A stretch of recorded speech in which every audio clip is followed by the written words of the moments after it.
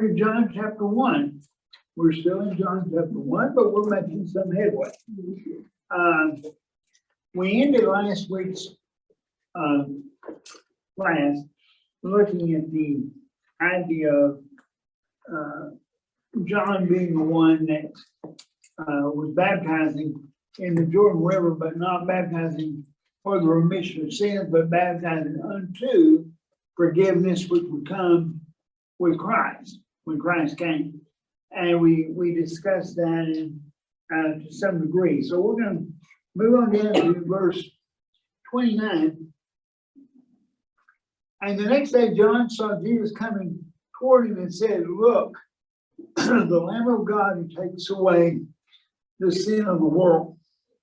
Now, what you know, and because of your knowledge of the Bible, the idea of Christ being the Lamb of God refers back to the Old Testament and the sacrificial lamb that was specifically the one offered on the Day of Atonement, which began to change man's ability to be with God. In other words, he wasn't totally forgiven. It wasn't the forgiveness that he will receive with Christ, but it was a temporary sort of arrangement that lasted 365 days, and then they would have to, in fact, go back to the Day of Atonement and do it again.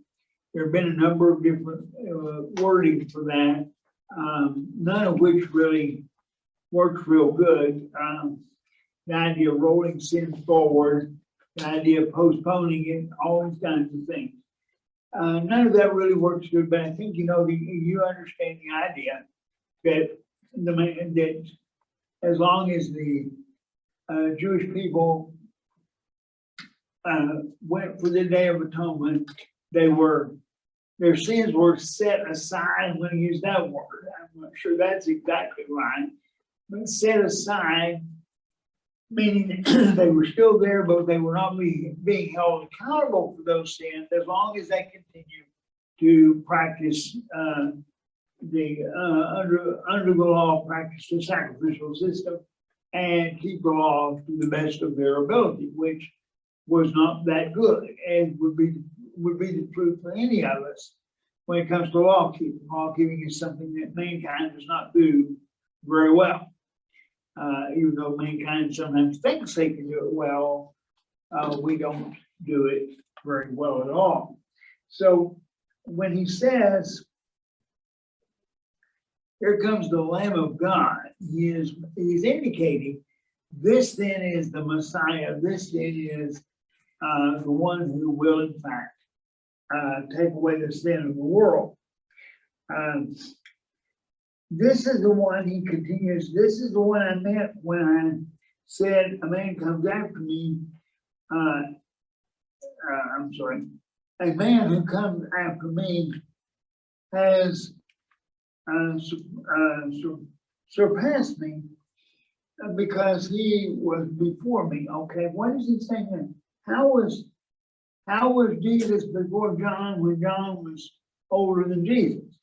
Okay, obviously, John is aware of the fact that this is the Son of God, and therefore he goes back into time before there was time.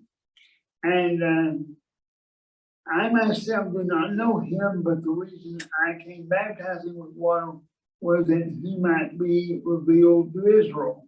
Again, preparatory work.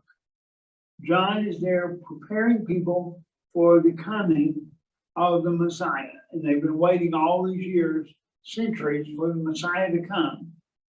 And he's the one that presents Christ to them.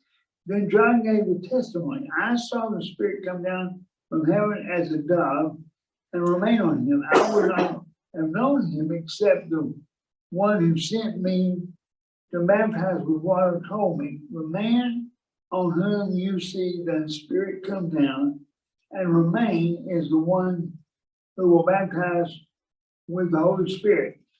I have seen and I have testified that this is the Son of God." I think it's interesting. And I really can't get my mind totally around what I just read. And the reason for this is,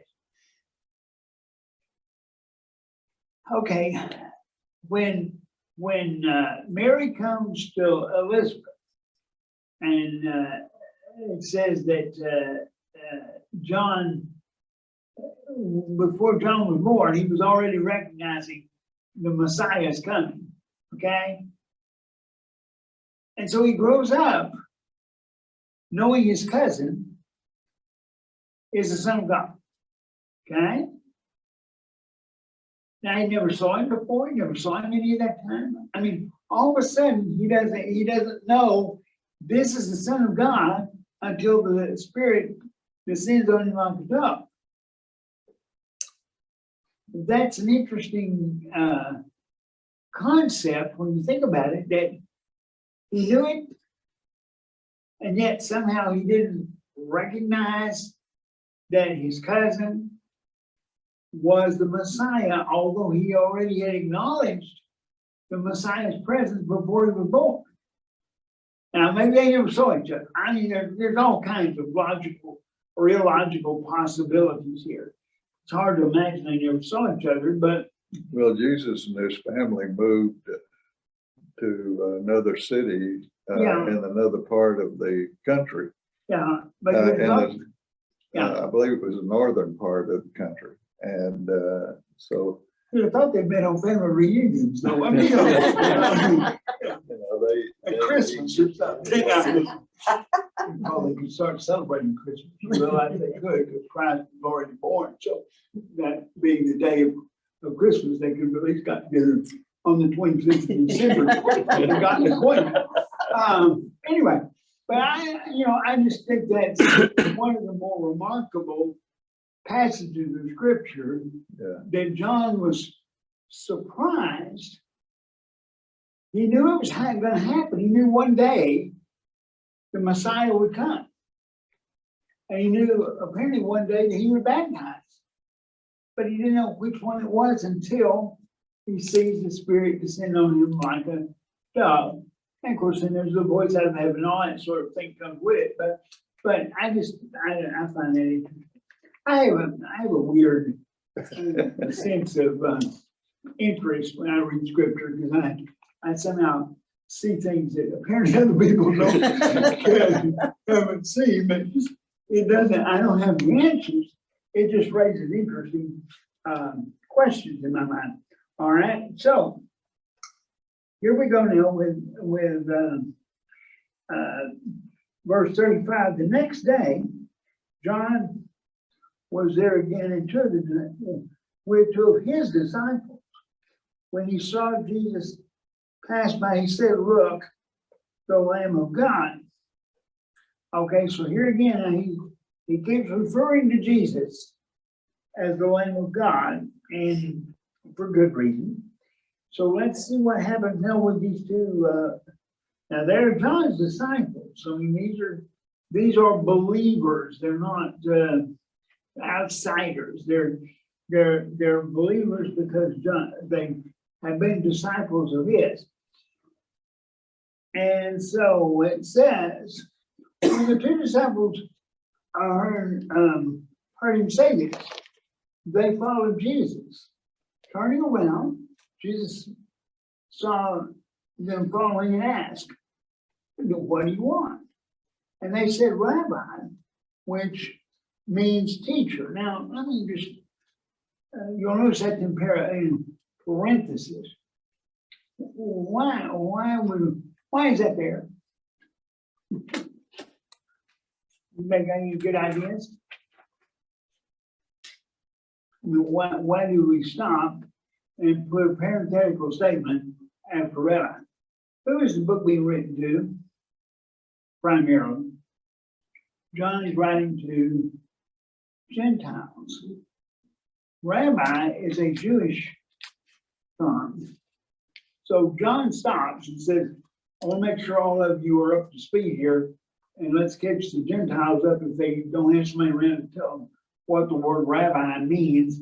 I'll put in parentheses what it means, I don't think he actually put it in parentheses, but he makes we call it a sidebar note here to explain what the word means and what it represents. But anyway, they said, Rabbi, where are you staying? Come and you will see. So they went and saw where he was staying and spent the day with him. It was about the 10th hour. Andrew, Simon Peter's brother, was one of the two who heard what John had said and who had followed Jesus. The first thing Andrew did was to find his brother Simon and tell him, we have found the Messiah. Parenthesis. This is the Christ, okay? What are we doing here? The word Messiah in Greek is Christ, okay? So he's connecting everything together for them so we don't know what he's talking about. And that's good for us as well, because we wouldn't necessarily know that either if we didn't have some help along the way of defining how these terms are being used. And he brought him to Jesus. Jesus looked at him and said, you are Simon, son of John. You will be called Cephas, which is translated Peter. All right. So there's two disciples, and Andrew's one of the disciples. And the first thing Andrew does is go search out and find his brother and bring him back. Bring him to Jesus. There is very little in Scripture about Andrew. He does come up again. This is not the only occasion, but there's not a great deal about Andrew.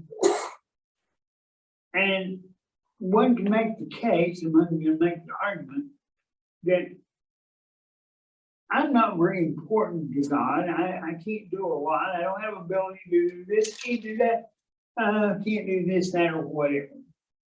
And, I don't have much value to Jesus or to God. How much value did Andrew have by doing nothing more than bringing Peter to Jesus? Because who is one of the top preacher, teachers, and major figures of the first century church is Peter. So Andrew wasn't the major figure. Andrew didn't get his name in the headlines and make the billboards, but because of what he did, a part of the world was taught Christ that might not have been taught otherwise, because he brought Peter. Side story, which many of you may know, and therefore you can take a short nap, and I'll wake you up when we get through the short story. But I think it's appropriate here. Many of you, and like I said, you may already know the story, but most of you have heard of the name or have seen it on a building here in town of Klein Payton. Klein Payton was one of three brothers. Klein, of course, began and worked with and was the director of the School of Preaching and has become in the body of Christ literally worldwide famous, along with Gerald, his brother. Harold less famous, but nonetheless, all three were known, and they were served as missionaries in Italy and were threatened and imprisoned, and all kinds of interesting stories happened to them as a result of their involvement with preaching the gospel. What many people don't know, and I'm not sure of the town, I wish I'm making research it someday and find it. I'm not sure what town it was. But there was a town, I think it's out here in West Texas, but I'm not even sure of that. There was many years ago, there was a gospel meeting.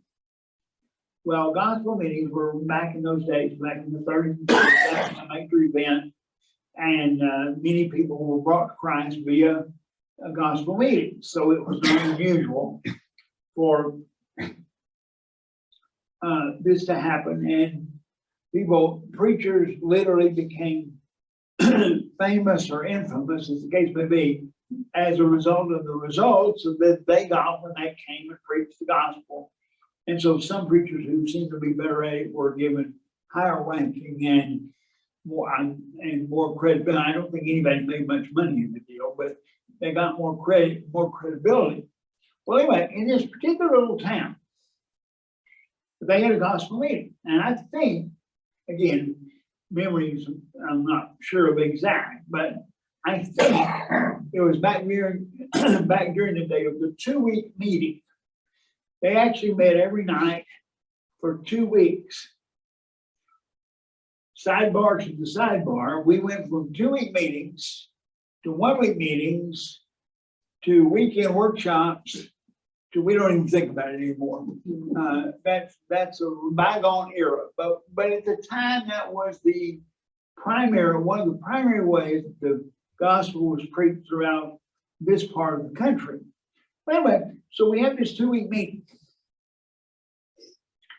And after 2 weeks, there was one baptism, which was completely, totally, devastatingly disappointing.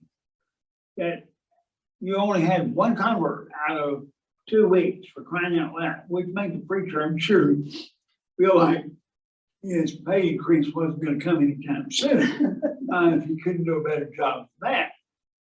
Would you like to know who the one person baptized was? It was Klein Payton's mother.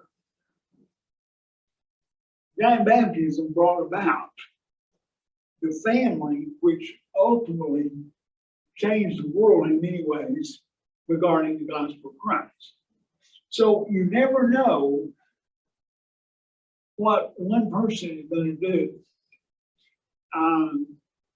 It may not seem like much at the time. It may seem very inconsequential at the time. But you never know what the influence of that one person is going to be. Andrew, I'm sure, went and taught, preached, as did the other apostles, but we have no virtual record of it. And yet, look what his influence was. And later on, he will also be the one who brings a young boy with food, and he'll be one who brings Greeks to Jesus. In other words, he was always meeting, greeting, and bringing. That was kind of his trademark. But anyway, okay, so let's look at this conversation now. First thing Jesus says after they compliment him and call him rabbi and all this, and ask him, what's the first thing he says? What do you want? You're following me. What do you want? Do you have an agenda for this? Why are you following me? I mean, do you want to know what I know? Do you want to follow me? Because this is not going to be a social club that you're going to thoroughly enjoy the fun and games that come with it. There's going to be some involvement here, there's going to be some trials and tribulation. And do you know what you're after? And they want to know more about it. They want to know more. Apparently, they got learned enough from John that they obviously expected to find the Messiah. And here he is. And John has been promoting the idea, and now they're willing to leave John, not because John's doing anything wrong, but there's a more complete story now. But you have to leave the incomplete story and move to the complete story. So they begin. They want to follow Jesus. Where do you live? Where are we going? And what does Jesus answer? Let me see. What does that require? What does that require of Peter, of Andrew? What does it require? Faith. He doesn't say, oh, I live at such and such address over on the corner of so-and-so, and there's an extra bedroom there. You know, everything will work out great. Come on over, let's start with Jewel Middle Finish. No. What does he say? You've got to come and see, which means you've got to risk leaving where you're at and come and follow me. If you want to know where I live, what I do, so forth. So it says that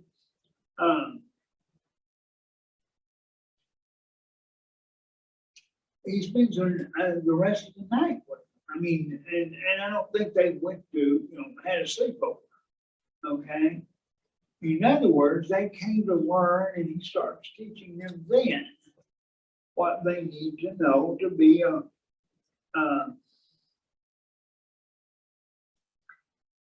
follower of his. So we see Andrew brings someone to Jesus. He brings Peter. And what are we required to do as Christians? Are we not required to bring people to him?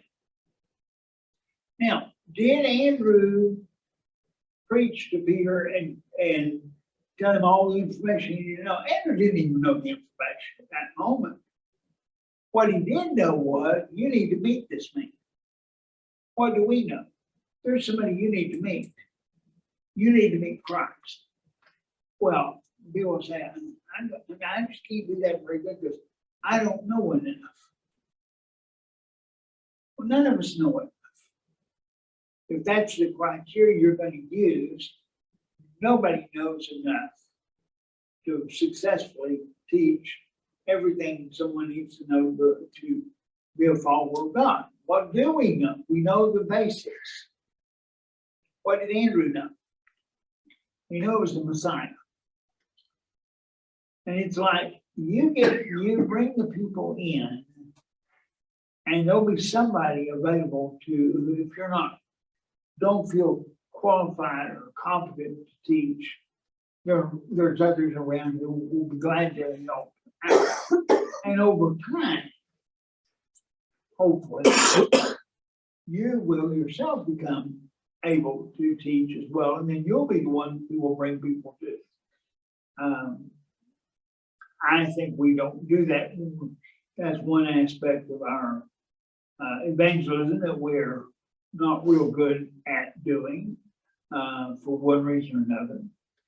And one of the things I have always wanted to promote is when someone is baptized in Christ, puts on Christ, I want to talk to that person and ask them, do you know anybody of your acquaintances that would like to hear the same story you just heard? We don't do that very often.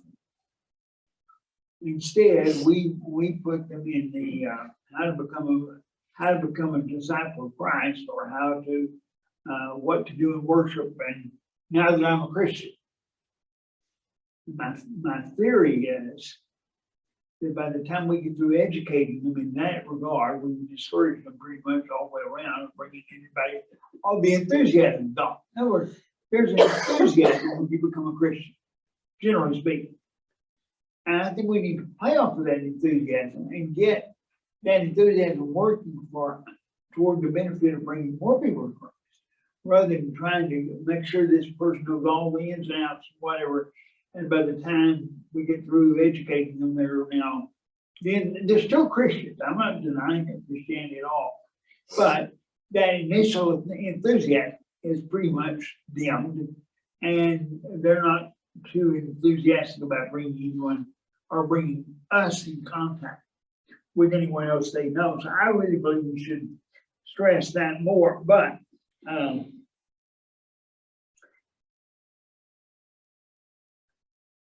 now, Simon is called Cephas, or he's called Peter. It took a lifetime. And by the way, Peter means stone. It does not mean rock. that will become, that's important only because there are groups of people who say that when Jesus said, your name is Peter, and upon this rock I will build my church, that the rock he's talking about is Peter, and that became in one denominational group the Pope. And if they want to prove why Peter is the first Pope, they will use that scripture and say, because Jesus named him the Pope when he said, upon this rock, Peter, I will build my church. The only problem, of course, is that you know the Greek. One of the things you'll quickly learn is that, yes, it does mean rock, but it doesn't mean boulder.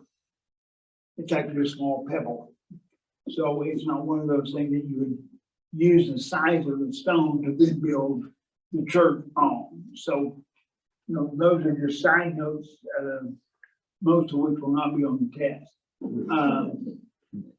And most of which you already knew because that's part of what was ran into us early in our lifetime if you had that opportunity. All right, but Peter has to grow. Peter, as did the others, I'm not picking on Peter more than anyone else, it's just that he's the one under discussion. But Peter did not come into the discipleship of Christ, a fully developed, knowing all the answers, being able to preach, teach, and serve as an elder when he first came. Peter was a rock, but he was pretty badly shaped and had a lot of sharp edges. He wasn't a smooth, let's put it this way, you wouldn't consider Peter a smooth stone, okay? He had a lot of jagged edges that Jesus had to work on to smooth him up, to take off the rough edges, which is very, very, very encouraging. In that, Jesus is not looking for perfect people. You know, he's not looking for the perfect person to then go do all these things because there are no perfect people. But here's an individual who I suspect if we were to look at the group of people Jesus chose as his disciples or his apostles, none of them would make our top 40. They all had such significant flaws. And we don't know all of them, and we only know names of some. But they were men. They weren't supermen. They weren't super Christians. They weren't super anything. But with the help of Christ, God and the Holy Spirit, they became the difference between the world knowing about Christ and the world not knowing. So you don't have to be perfect to be a good Christian. You don't have to be a follower of God. Christianity is a growing process. People who've been in the body of Christ since their teenage years are growing, just like the person who was baptized last night and is a new Christian. Now he has further to go. And hopefully, I mean, I hate to think that, you know, we've been in the body of Christ all these years and we still haven't learned enough for what we're still based. No, you know, you do become an adult, you do grow, but you never reach the point of saying, okay, I've got it all. I have nothing else to study anymore, nothing else to research or consider. I'm a full-grown Christian. Probably 30 years between the time that Peter acknowledged Christ and his execution. So he lives for about 30 years. And when he's passing day, hour, minute, he is constantly growing as is true of all of us. If you feel like at this point you have quit growing, then you need to take stock of the situation because you haven't got there yet. And it may be that you're in a world where you're not challenged to grow. And if that's true, then somehow you've got to find resources that will challenge you and make you want to grow.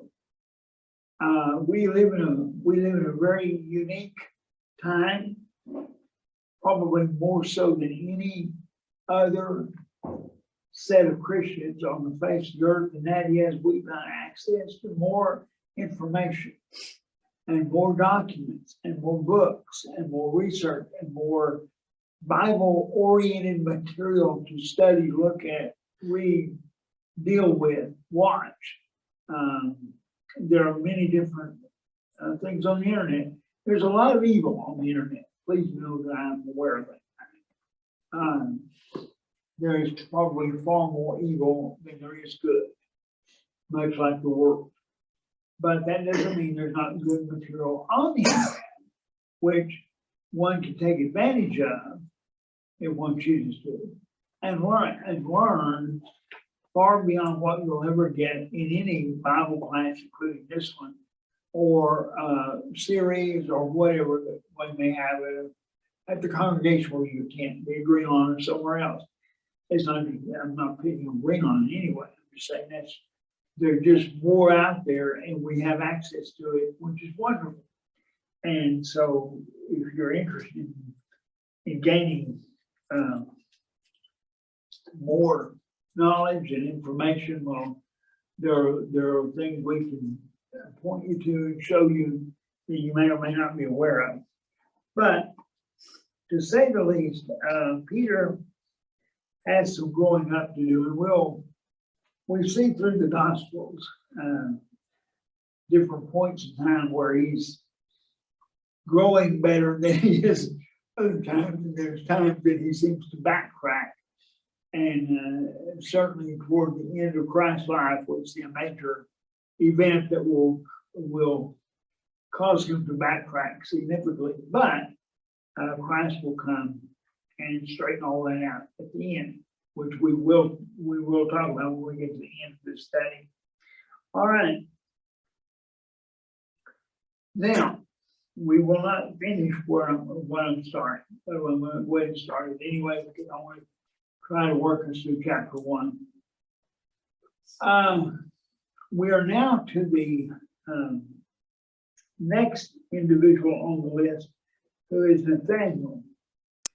Verse 43, excuse me. The next day, Jesus decided to leave for Galilee. Finding Philip, he said to him, "Follow me." Philip, like Andrew and Peter, was from the town of Bethesda. Philip found Nathanael and told him, "We have found the one Moses wrote about in the law, and about whom the prophets also wrote, Jesus of Nazareth, the son of Joseph." Nathanael responds by saying, "Nazareth, can any good come from there?"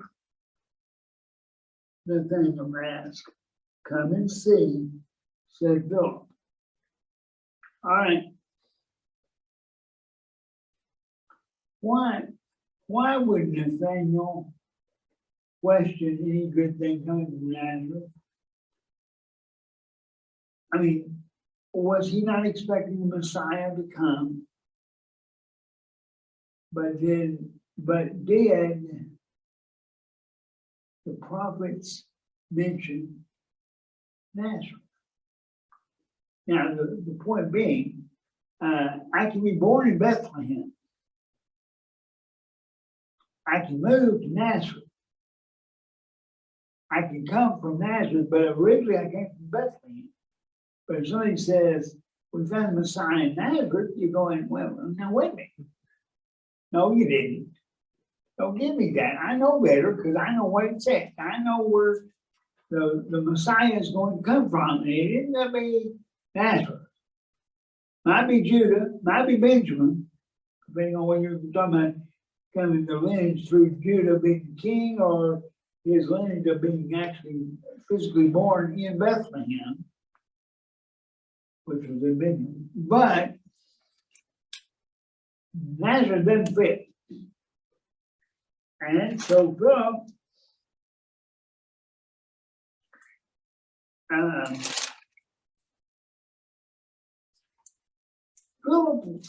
let me give you just a little background. So I don't mean historical background. We're talking about background within the Gospels. Philip was an active individual. He was always getting involved. When you read his name, he's involved in some sort of activity. He was kind of the modern day accountant, or we call him the computer expert. If there had been computers, he would probably been the expert in the group of the 12 apostles. Because when it comes to figuring it out, you got 5,000 people and there's no food. And we got to go buy, and Jesus is going to town and buy food. Andrew says, I ain't enough money in the world to buy that kind of food. How do you know that? I mean, because his mind was the accounting sort of mind that immediately figured it up and figured it cost $2 a piece to buy food. 5,000 people, that's $10,000. We don't have 10,000. We're not even close. But he's the one that reacts that way. So he's that kind of person. He's the one that says, show us the Father. Show me. The scientific mind, if you will. I want to say, Jesus, show me the Father. I'm from Missouri. The show me stage, you gotta show me. And he was the original Missourian, I guess. But anyway, the point being that he was very analytical, very scientific about what he was after. He wasn't usually one who stepped out in faith. He wanted to know that there was something under his foot when he took the next step. He wasn't willing to just take a step into Never Land. He wanted some background.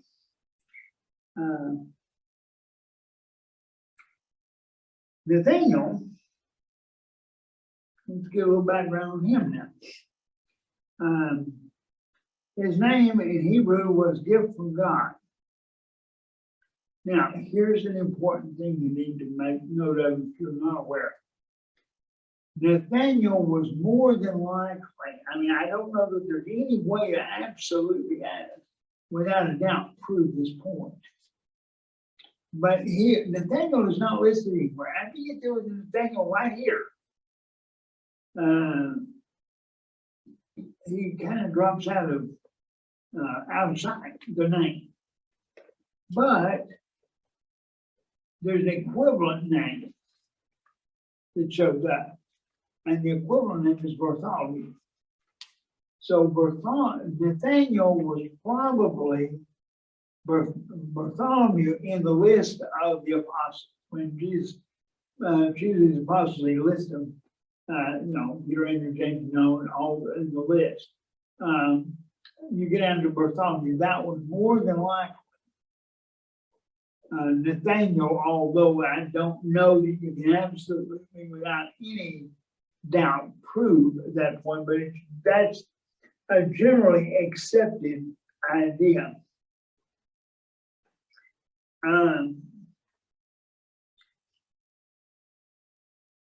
Nathaniel starts out as a very prejudiced individual. What good can come out of Nazareth? In other words, Nazareth was not on the top 100 places to be from. First of all, it was in Galilee. At the time of the writing of the Bible, or the activity of the Bible, I should say, If you considered Palestine, the Galileans would be considered basically hillbillies. They weren't the sharpest knives in the drawer. They weren't. I mean, they did their thing, but it wasn't very scholarly. Certainly not up with the Judeans, where the if we were looking at today, we'd say the universities were all in Judah or Judea, and the hill country, the backwoods, was considered Galilee. In other words, if you were going to put a college in Nazareth, it would have to be A&M. Okay, that would be your the university that would be in Galilee. By the way, we joke and kid around, and I'm not making fun of A&M because I know there's an elder that graduated from A&M, and I don't want to cross him in case he hears it. And he knows that. But you get the point. No, the point being that Nazareth was not on the top of the list.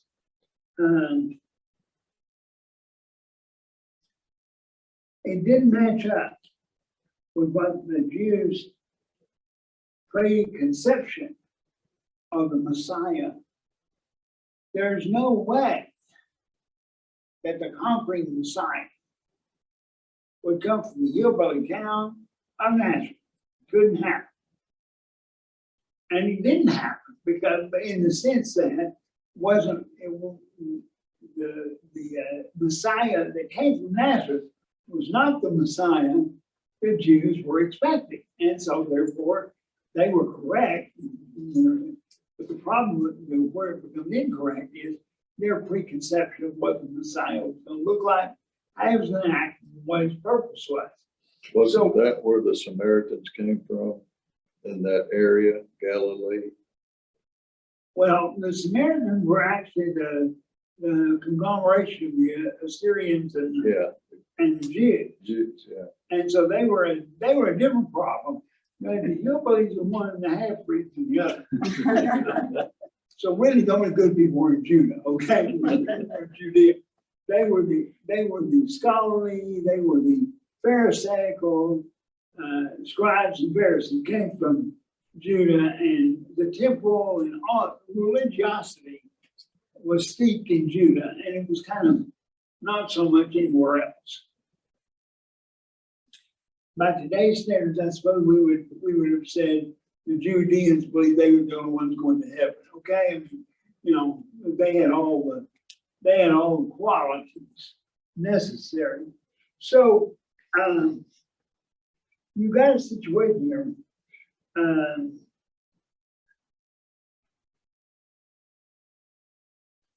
So how does Phil answer this?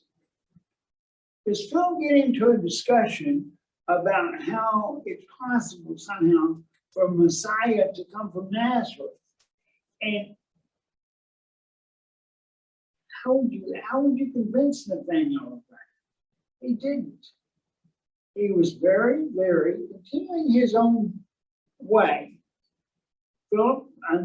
Andrew was continuously and consistently scientific in his approach.